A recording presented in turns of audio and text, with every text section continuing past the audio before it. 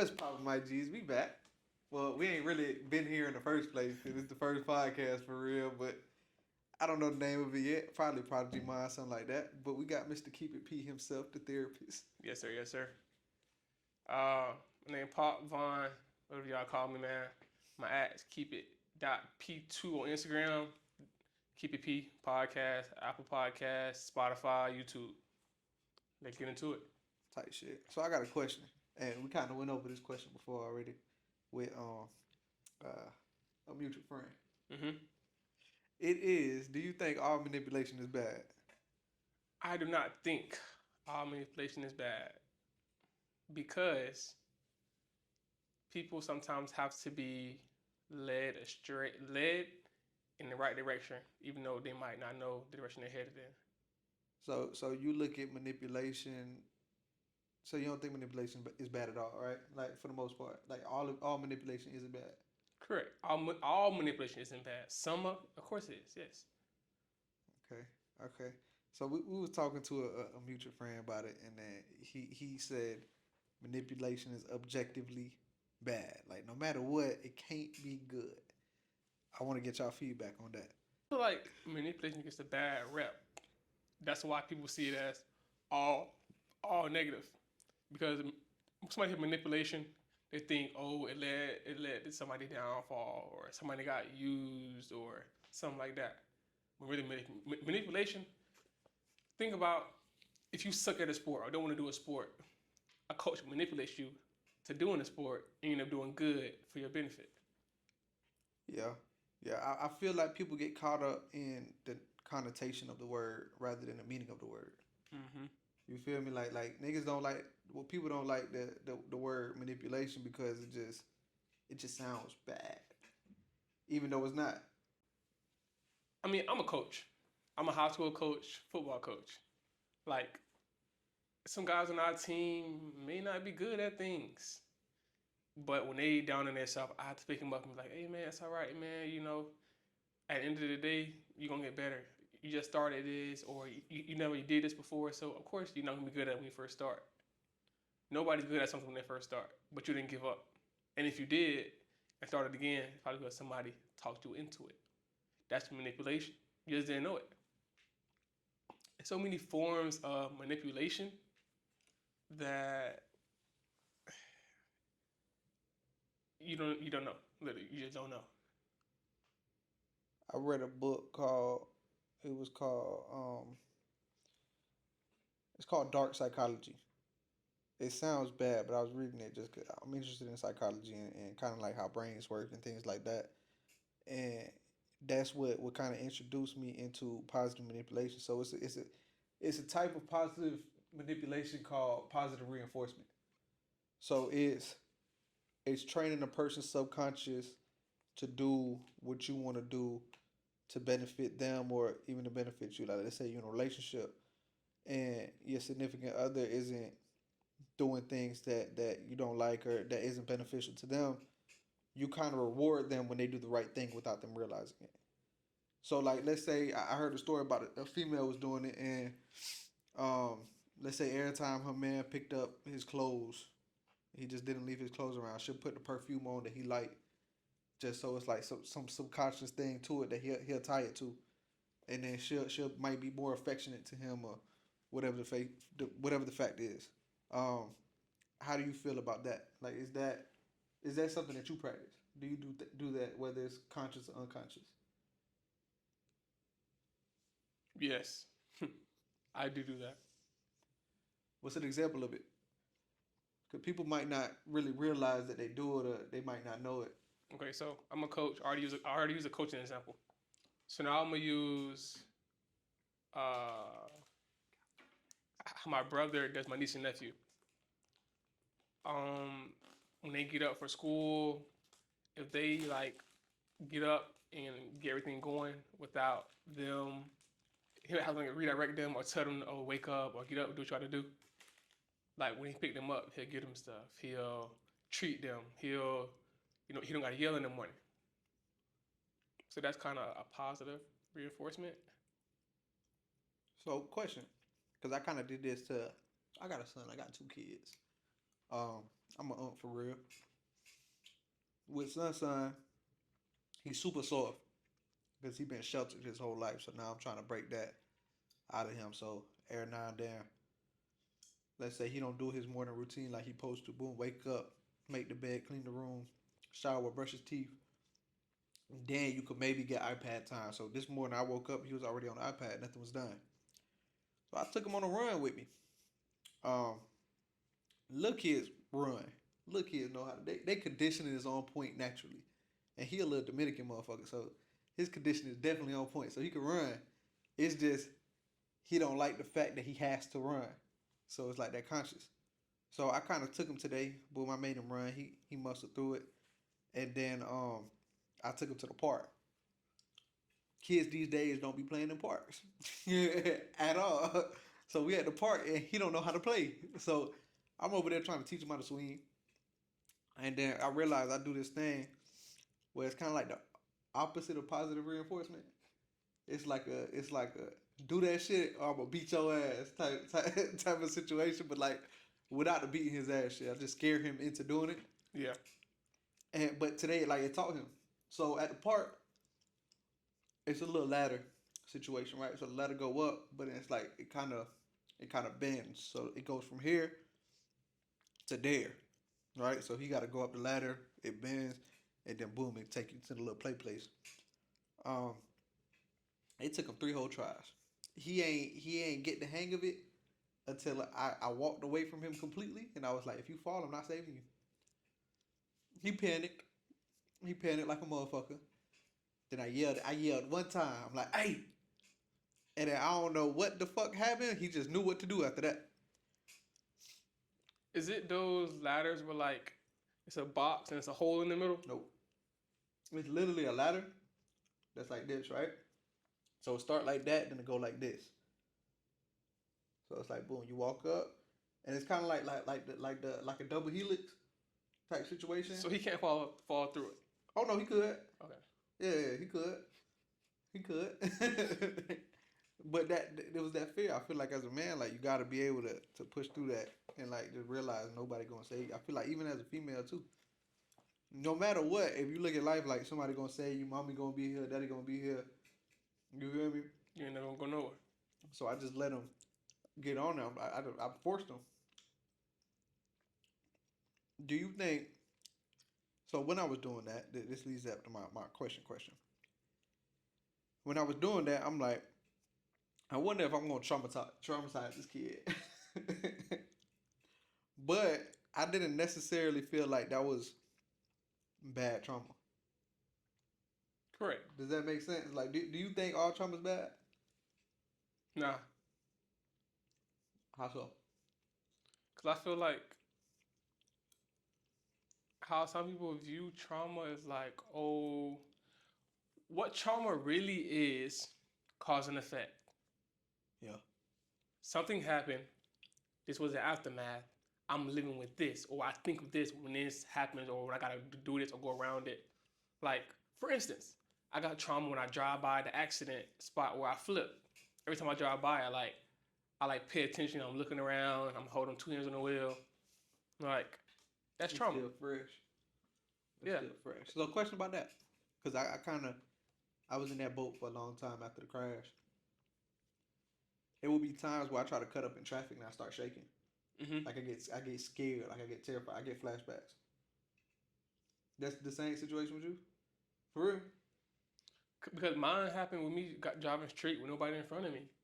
So now I'm more scared to drive alone with nobody near me. Huh.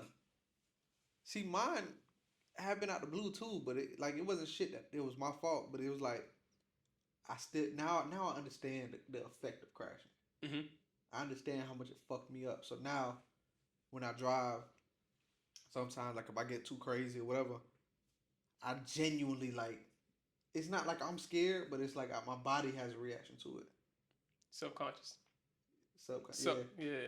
cause like heart start pounding, do do do do do do. You feel it. Mm-hmm. You know that feeling when it's like your veins ain't there for real. Like it just feels empty right here. That's what it feels like to me. And then it's like I get like a little Yeah. a So little jitter. it's your body. It's not even your mind. It's your body. It's that body response. Crazy. Yeah. But okay, so on the trauma thing, hey, I feel like it's an unpopular opinion. I feel like everybody that harbors trauma Mm-hmm. is addicted to being a victim. Mindset, yes. We agree too much. The the mindset, because it's like, it's true. If you had a victim mindset, what you said? I said anybody that harbors trauma Yeah. has a victim mindset. If you They're keep addicted to being trauma, a victim. how are you not the victim to yourself? If you're not the victim, you want the perp? No. The perpetrator. Yeah. If you're not the victim, you're the perp. Yeah. So a perp kind of dictates his victim. He dictates the outcome. He dictates the thing that's going on. The victim just there. Whatever happened, happened. They have no control. That's what it is. It's the no control. It's no Mm. control because they like it is. It's a cop out to say I'm not in control. Mm-hmm. It's not my fault. It's this. It's not my fault. It's because that happened to me. It's not my fault. I got caught in traffic.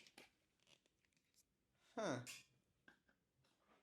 That's kind Yeah. of So that's kind of interesting though. That's kind of crazy though. is so I agree. Cause I genuinely don't see a situation where like I get if it's still fresh, right? Like you gotta work through it, whatever. Mm-hmm. Okay, so what do you think a time frame is for a person to get over their trauma? No such thing. Disagree. No such thing. Let me rephrase that. I think the healthy time frame, depending on how, let's say the worst trauma that you could go through, I think the most you should let that shit affect you actively is a year. Disagree. For real. For real. Yeah, yeah. Why? So boom, the most traumatic thing that ever happened to me. Mm. My mom passing. But before she passed, she called me on the phone, and I rushed her off the phone to play basketball. So now, a time period will go by where I didn't want her to play sports. I just want to be with my family. I didn't want to go anywhere. I didn't want to do nothing but be with my family because I don't want to miss that time or mess up a time where I might not see you no more because I'm trying to rush you or get from by you so I can do what I want to do and hang out and have fun when that's always gonna be there. Y'all not. So that makes sense to me. I guess the way I'm thinking about it is like you're letting trauma hinder you from things that you need to do. So let's say, for example, if that situation, okay, instead of you going to school, getting schoolwork done, you going to practice to get a scholarship or whatever the hell, Mm-hmm. you just don't do it just to spend time with family because you're scared. You feel what I'm saying? Yeah, yeah. I feel like if you harbor trauma to that extent where it stops you from Severe. making progress, it stops you from handling the stuff that you're supposed to do. I think you shouldn't let that shit fuck with you for over a year. And a year is pushing it in my eyes. Am I bugging? 'Cause I For could be. that, no, for something like them moving like that, yeah, that's nah, that's super unhealthy. Cause I know an individual that gave up for a couple years. Yeah, Gave up for a couple years. Ain't do nothing. Addicted to being the victim. Identified that he's addicted to being the victim. I said they changed it. Continued to be the victim. And I did that for maybe like, or I did nothing, 3 days, and then I was like, I That's can't, gangster though. yeah, I can't. That's gangster. That's gangster. Yeah. 3 days after that nigga, that's gangster. Life go on. Yeah. Was it you that told me it scared you because life still goes on, some shit like that? Mm-hmm. Somebody told me that. And that's like crazy to think about. Like, nigga, you just leave right now. No matter how important you are, You know, leave, like, bro. no matter how important you are, life gotta go on. That's why I think it's important to like be purpose driven in everything that you do. Cause like, bro, when you leave, bro, you gone. But like, bro, what is it that you What you left? gonna leave? Exactly. Yeah, yeah. So, are you on the purpose driven thing? What can somebody do to stay purpose driven? Learn yourself. Learn your self worth. Learn your skills. Learn your triggers, learn your traumas, and either re- like think back to what happened to make you push you in that direction, so you can find out why you're so purpose driven or good at this, or think ahead as to what you can do with it if you don't want to think back and deep dive into your mental. So you an actual therapist. So I'm curious because I've been through therapy. I've been through therapy with me and my shorty, and I kind of learned a lot about how people work from going to therapy with her. Because how she works is the complete opposite of how I work. Right. So like I'm good at identifying, okay, boom, this, and that. She's not. So how can you go about identifying the root of said trauma, said trigger? Like, is there like an exercise, or is there something that you can think of that you was told, or whatever the case, or that you learned? Mm, more people think it doesn't help. Isolate yourself. Yeah, I'm I'm big on that. Isolate yourself. Don't do nothing. Don't sit in your phone. Don't go to scrolling. Don't do none of that. Just sit in your thoughts. Because whatever comes to your mind, whatever is going on with you, that's what's wrong. That's what's trying to dictate your future. Because we all move subconsciously. We all subconsciously move through our life. Because if you think through every single thing, every single step, and actually think about it, you're gonna miss out on so many things unless you train your subconscious or fix your subconscious to move how you want to move. Do Do you think a trigger is justification to act a certain way? Like, do you think because somebody did something that triggered you, you're justified for acting a certain way, whether it's mad, whether it's sad, whether it's whatever? No, cause well, it depends. Cause if it's a trigger you don't know about and you snap in that moment, I kind Okay, of define the trigger that you don't know about, because I feel like so every time you're gonna have, not to cut you off, but every time that you're gonna have a reaction to something, you're aware that you're gonna have a reaction to it. no. I made an episode on this, which is why you don't react, you respond. There we go. But a reaction is a response. It's a different kind of react. It's a different kind of. It's a different kind of movement Okay, and thought process. let me give you an example. Um, now, all my examples gonna be real world shit that I dealt with. Okay. When me and my shorty got together, I decided I'm gonna treat a relationship like a business. So okay, if you run a business, how do we make sure there's not conflict with employees or with business partners or whatever? You have to have communication with them, meaning you have to have meetings with them, and okay, boom, this is what we're gonna talk about. I need you to address any issue that you got. This is the time to do it. So I would have that once a month. My shorty, no matter how I approached it, her trick angry because now she feels like I'm arguing. Mm-hmm. No matter how I set it up. So with me thinking the way I do, in my head, that person's making a conscious decision. Okay, I'm gonna be mad, right? Because I can't see a situation where you don't have that internal dialogue and you choose to react a certain way. But that's because they're reaction based. They're not aligned, or they don't put enough self work in to know how to respond. Huh. Because when I was going through it, when I teach myself how to respond and not react, an untapped trauma that I didn't know about is abandonment, which is what I found out I had it last year. I was so caught up, like even the smallest thing, like I had planned a date, we set it up, everything went perfect. Something happened with chick life, and she had to go somewhere. I snapped. What the freak? I didn't did this and that. And it's just a date. Like life happened. She didn't do it on purpose. And it's like, bro, I didn't took this time and did this and that, and you canceling. Like, like, come on.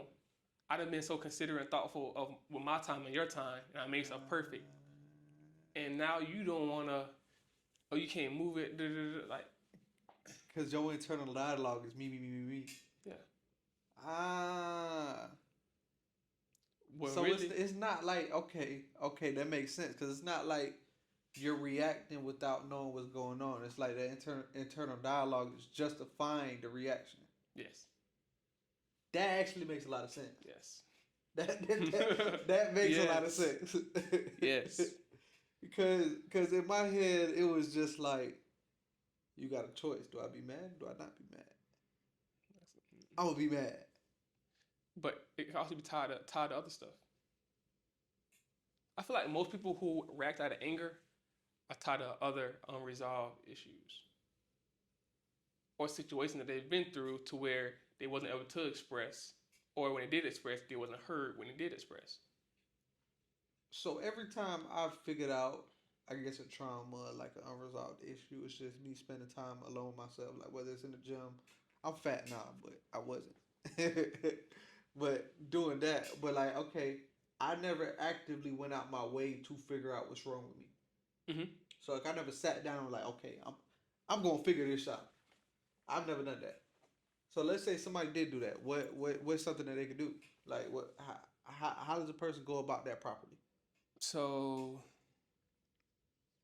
I'm gonna do how I did mine, cause yes, it's a million ways, but how I did mine with abandonment was I found out why did I have a problem with it being abandoned.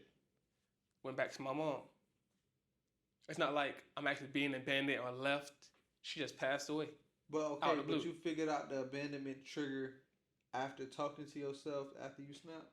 Yes, Okay, okay, so it just came up. it just came up, Okay, and I like dealing with things right then and there when I'm in the moment, so I can understand what I'm feeling right now. Cause if I be like, if I would have just left it alone and tried to come back to it a month later, I would have felt different about it, or I thought different about it, and forgot the thing that led up to it.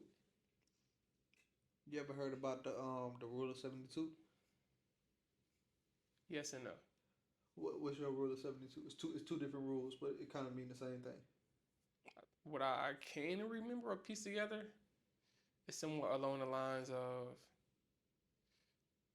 yeah, I don't remember much about If it don't matter 3 days from now, like after 3 days, it. Mm-hmm. it don't matter at all.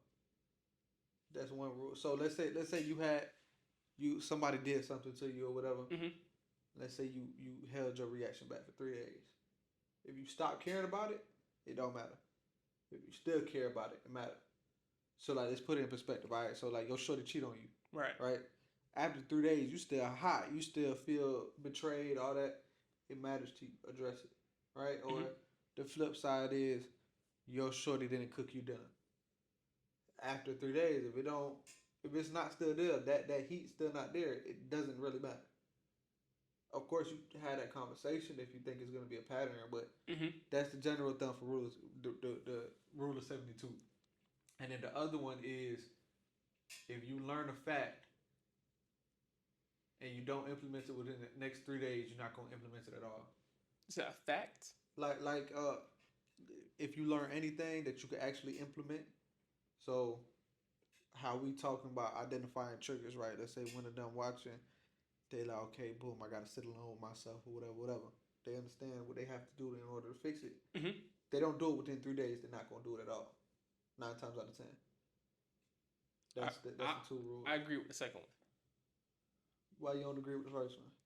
because sometimes you could be like, "Oh, I don't care about it for real," but then when it happens again, you're gonna snap again. When really, if you would have kind of got it early on, That real. before you forgot about it or stopped worrying about it, you could have really got it all out. So it didn't happen again in the first place. So I think with that's kind of like relationship based or like business based, right? Like we Mm-hmm. dealing with the same people multiple times. Um, I think the rule of 72, the way I explained it, and I probably gave a bad example of it because I did make it relationship based. It's more so in public. I guess like people that you don't really involve with consistently because it's not a pattern that'll come from that. Yeah. Like let's say a nigga cut you off. You're not gonna think about a nigga cutting you off 3 days ago. It's not gonna cross your mind like that. True. But like a relationship, you do have to nip stuff in the bud. But I have like a 24-hour rule with that, or like an 8 hour rule. Like I don't think that if you address stuff in the moment when it happens, it'll be productive. So no, I'm not saying in the moment. I'm saying after you cool down, if you got to cool down, Yeah, okay. or after both tempers, settle, Yeah. then y'all talk about it. Like you could be like, just say we get into it. I'm gonna be right now. I'm gonna tell you, uh, we need to talk about it later after both cool down, so I can let you know what's gonna happen in the I'm future. gonna say fuck you. But at the end of the day, I said we're gonna talk about it. Yeah, that real? You can agree or not. Yeah, I'm done. I said we're gonna talk about it. So when we both cool down, whatever it is, how long it take. All right, what happened? What led up to it? What was your thoughts on it? Did you have the same reaction as me? Were we on the same page? Like, cause most things just be miscommunication or misinterpretation. So if you're dealing with somebody that's reaction based, right? Mm-hmm. How do you approach that conversation? I still don't know the answer to that. My last, do y'all know my last relationship? Most of y'all don't. I hope you're not watching this live. I hope you're watching this live. I don't care. The last person I talked to, however long ago it was, whichever person I think it was, okay, cool, I don't care. But she was reaction based because what happened in her past, she was so caught up in never being heard that whenever something small happened, she'd explode on the spot. Yeah. So I picked it up. After a while, like she keep blowing up over the little stuff. I'm thinking the little. Yeah. It's little to me But because to her, I noticed, but to her it's big. So I was like, okay. When she blew up again, I just sat and listened. And I was like, in your last relationship, you wasn't understood very much or took serious. Nah, your thoughts, your feelings wasn't involved or your feelings wasn't validated. Considered. Yeah. She was like, yeah, nah. So that's okay. So now I gotta word things different so I don't trigger her. See, bro, I understand where you coming from. I think that's such a harmful path on her end. Cause it's like with that thought process, the world gotta kind of bend to you. But listen, after you start implementing the right words and helping her, she's gonna let that guard down. When she let the guard down, then that's when you go in and attack and be like, why you act like this or what's going on? No, don't never ask somebody why they act like this. Cause maybe something's wrong with them.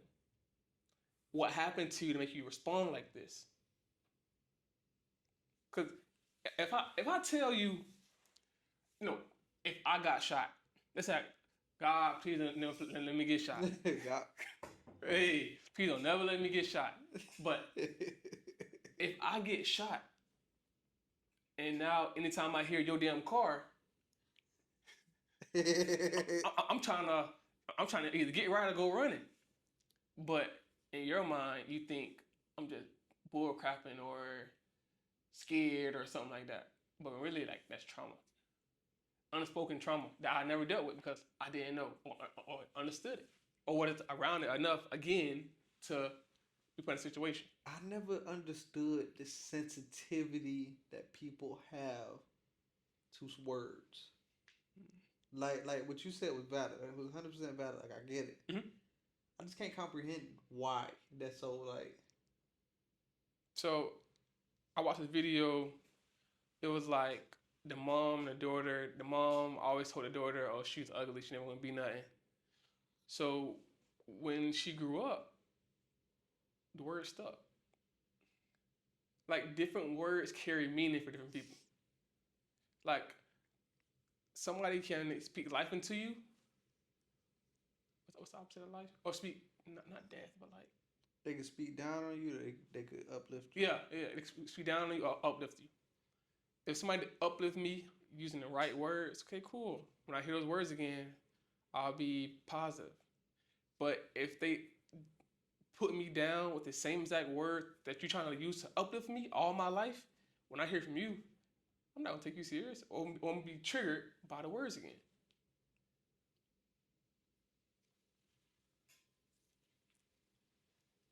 Let me think of an example.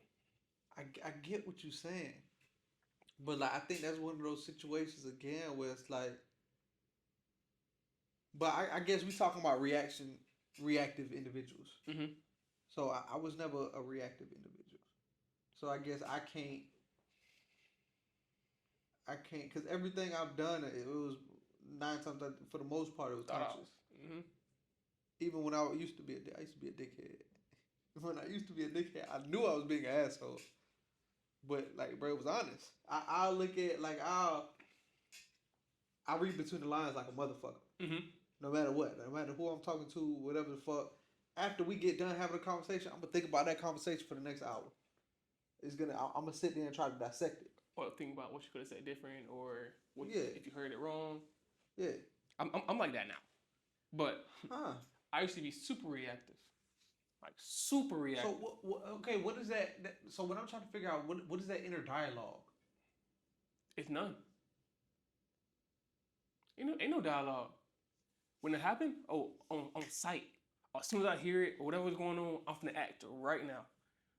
So somebody step on your shoes, fight. Yes. Huh. That's why I step on my shoe. I'm pushing you off my shoe.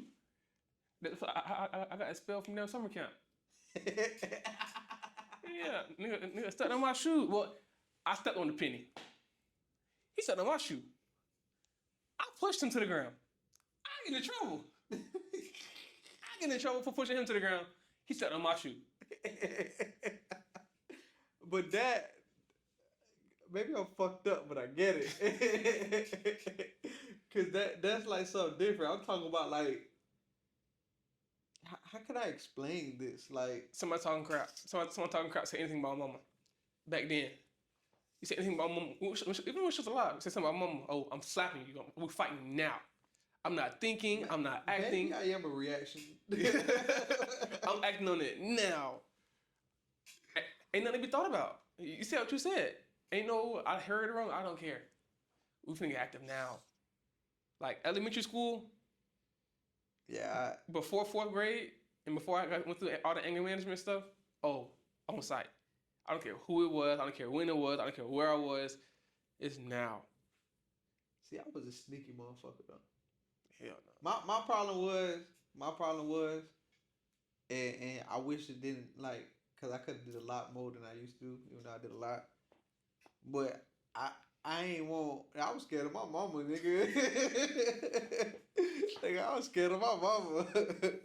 And if I wasn't scared of her, I'm like, bro, I ain't trying to get arrested there, cause everything I thought I could get arrested. My mama don't believe me when I say this, because she said, she used to say she let us fight, and she damn sure ain't let us fight, because every time we done got in a fight, like, it was repercussions to it. So she was like, bruh, if somebody touch you, you better touch them back. But like, I already knew that, but she ain't tell me that when I was a kid, so I was always scared of, fuck, I just got in a fight. Like I remember it was my birthday, like it was like a week or two leading up to my birthday. I got suspended both weeks before my birthday. Mm-hmm. Two separate occasions, both for fighting. So like the first one was me and this nigga, but him, we ain't really fight. It was just like, it was some bullshit. So boom, it was a day. The second situation was an actual fight. And then, my mama told my ass up for fighting. But you told me I could fight. Like, I I don't even know why I brought that story up. I forgot what even led up to that. But I guess my question is, right, it's not reactions for situations like that. Like, I get that. But it's like being reactive in a productive conversation. So like me and you sit down again, like the monthly meetings I used to have. Okay, we sit down, we talk about what's going on. Okay, what's your problems with me? What's my problems with you? Let's lay that shit out. Let's figure it out. What? What could have happened is she know the meeting coming up, so she got to hold in her anger or her stuff is built up until y'all talk. She got to remember or hold her feelings in until y'all talking and can get it all out. See, but nah, that's if we had situations where it's like, okay, Cause we still it'll be like if we had a disagreement, boom, we'll have conversations. But then it's like that meeting is really like for fundamental changes that we have to have, Mm. right? So like Okay. little shit. So Jordan Peterson said a marriage is the little choices. So it's all the little things that you don't think about. Everybody's caught up on the big shit. It's the little things. It's when you come home, you greet your man, or greet your significant other. It's okay, nigga. Yeah, send me that. I don't know. I Mm-hmm. was big on port. I went like I went through a Jordan Peterson I phase, think I heard it before. but it's like literally all the small shit, and it's true. All the small shit. You with this person 24/7. That small shit. Them ones add up to tens. Like it's just, After it's, after it's a repeated so byproduct. Yeah. much. Mm-hmm. So like you get the little shit right, everything like bro. For the most part, the big disagreements y'all have is gonna be copacetic. Like y'all gonna be fine. So like that's what those meetings was for. Was for. So like okay, boom. I have a problem with you doing X Y Z.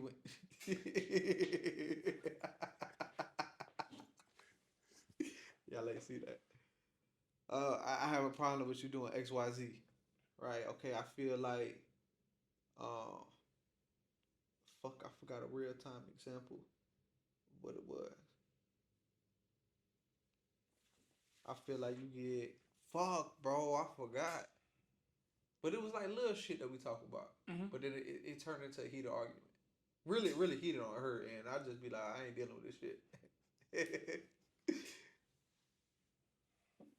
Like we had a situation the other day where it was fucking around. So me and her had a deal. Like I ain't changing no shitty diapers. That was our deal. And then in turn, I'm not gonna say what it was, what it is, but I'm gonna do something for her. Uh, that was our deal. Agreement. Pinky promised. We was there. Baby shit it.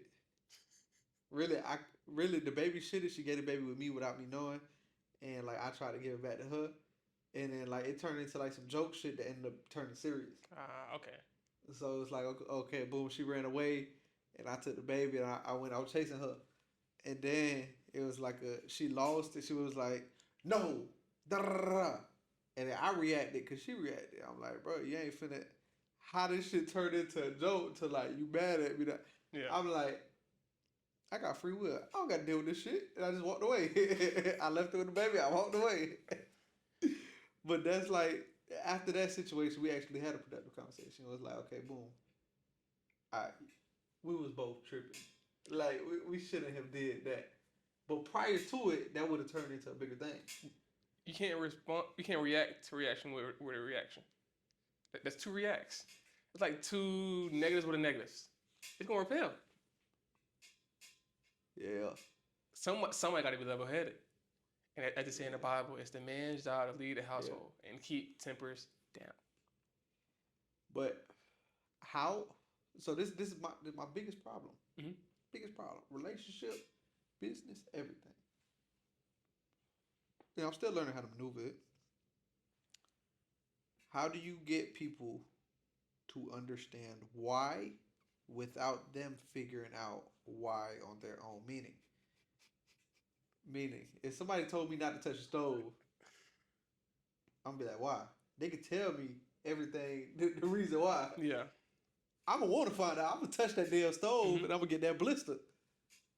How do you train that out of people? Trust. How? How do you get somebody to trust you? Trust your words?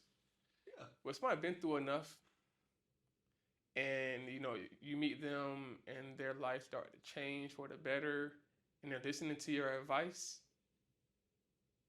I feel like they'll be like, okay, he's trustworthy enough for me to listen to him and not question his judgment.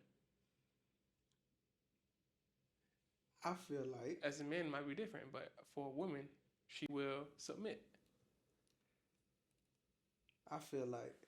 trust is an internal conflict. Meaning, like, I don't give a shit. I got a rule where it's like I'm not gonna bring my baggage from one person to another person no matter what. Right? So this gonna be a nah. Okay, let's say I got cheated on. Right. The next bitch I'm with, I'm not gonna come with like, oh yeah, she cheating on me. I don't bring that level of insecurity to any relationships. Period. Like business and emotional or whatever it's called. I don't bring that there. So I feel like it's because I saw that internal conflict. Like I just don't give a fuck. You just have to not give a fuck. I feel like the problem is people haven't experienced real bad shit yet. So they gotta find out on their own. For Mm, example, I could tell somebody, let's say my homeboy made $1 billion. I could be like, hey bro, if you don't keep track of that shit, you gonna go broke. Nah, I got it. Nah, it's $1 billion. That's a lot of money. I ain't gonna go broke. Bugatti.